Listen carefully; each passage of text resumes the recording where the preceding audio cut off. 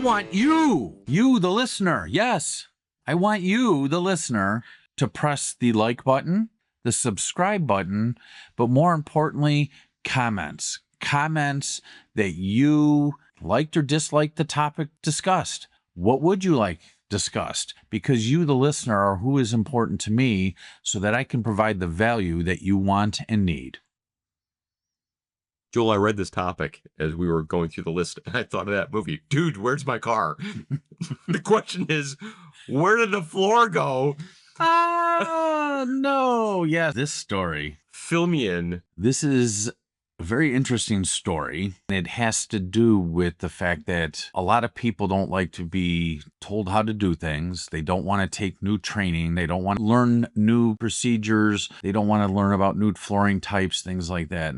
This potential client called me and said, we need your help. We see that you're a consultant. We're several hours away from you. Can you take the time to drive out here? We had this gorgeous floor in a emergency room, and now it's gone, and we don't know what happened to it. So this literally is, the floor is gone. The floor is gone. All right. Kind of the backstory is it was a facilities manager in this particular institution that believed in stripping and refinishing floors. Or as some people call it, stripping and waxing, but there's no more wax. It's polymer finishes that are predominantly used now. When this new floor was put in, they gave him all the literature about the floor, and the installer was saying, you need to read this. And they just kind of chucked it on their desk, and they say all floors are the same. Well, when you're dealing with hard floors, they are not all the same. And back when this happened, it was shortly after they started using a product called LVT, luxury vinyl tile. Which is still in use today. It's still in use today.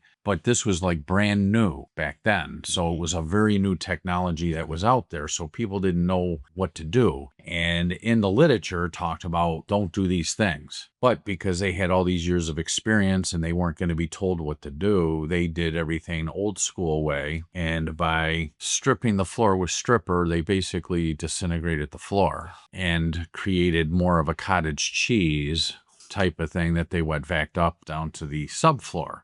And instead of just stopping when that happened, they decided to continue. Oh, so they were really committed. They committed. In essence, they told them that there's nothing that I can do.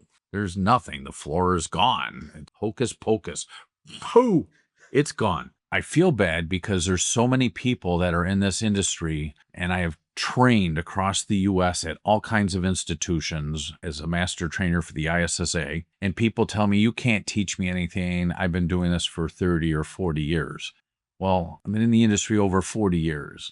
Guess what? I learn new things every day because things change. It's that attitude by so many people that are out there. Flooring technology and the products and surfaces that we work on have changed so much in the last 15, 20 years that what you knew from 20, 30 years ago, 40 years ago, in some cases, there's people in this industry 50 years sitting in some of these classes, technologies have changed. And being able to identify the types of floors and how they have to be handled, which is a podcast that we're going to be doing in the future, is so important, because if you don't understand what you're working on, you really do need to use some research and get as much information. And the flooring installer who left all the care instructions, had they been followed, they wouldn't have had the issue.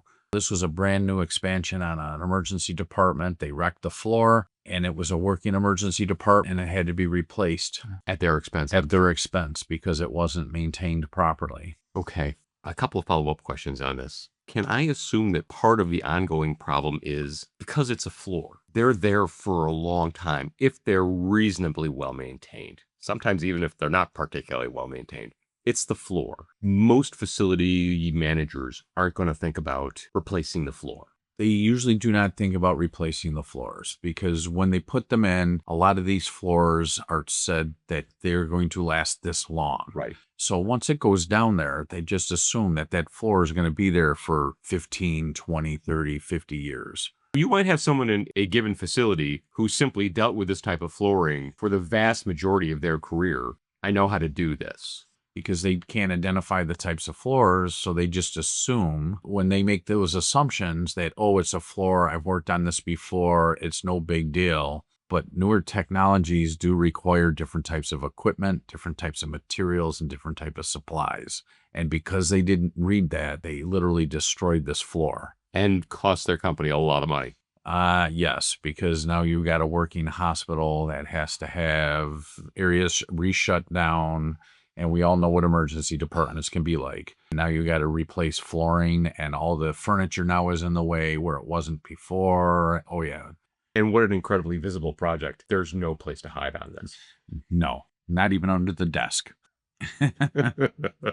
For a cleaning company owner who is looking for someone who knows floor care like the back of his hand because he chooses to learn it every day. Keep yourself well informed, keep your team well informed and well trained, keep your earned monies in your pockets by hiring a good coach. Joel, thank you. You're welcome.